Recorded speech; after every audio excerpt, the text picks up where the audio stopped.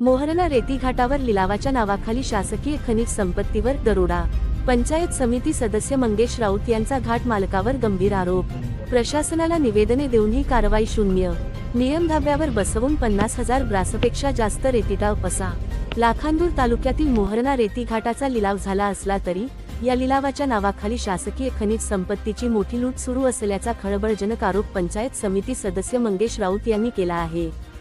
घाट खरेदीदाराकडून सर्व नियम धाब्यावर बसवून अधिकृत मर्यादेपेक्षा दुप्पट रेतीचा उपसा केल्याने शासनाचा महसूल बुडत असल्याचा दावा त्यांनी केला असून स्थानिक नागरिकांमध्ये तीव्र संताप व्यक्त होत आहे. प्राप्त माहितीनुसार लाखांदूर तालुक्यातील मोहरणा घाटात लिलावाच्या अटी शर्तींचे उघडपणे उल्लंघन होत आहे. घाटातून 22,000 ब्रास रेती उपसा करण्याची परवानगी असताना केवळ एका महिन्यात 50,000 ब्रासपेक्षा जास्त रेती उपसून घाटमालकाने साठेबाजी केली आहे. नियमानुसार रेती वाहतूक करणाऱ्या वाहनांना GPS असणे बंधनकारक आहे.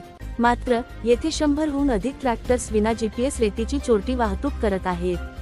उपसा केलेली रेती शासकीय जमिनीवर, वनविभागाच्या क्षेत्रात आणि लोकांच्या पट्ट्याच्या जमिनीवर जबरदस्तीने डंप केली जात आहे.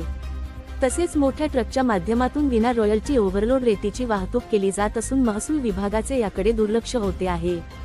या प्रकारे शासकीय संपत्तीवर खुलेआम दरोडा घातला जात असता पंचायत समिती सदस्य मंगेश राऊत आणि स्थानिक नागरिकांनी या अवैध प्रकाराबाबत तहसील प्रशासनाला रीतसर निवेदन दिले आहे.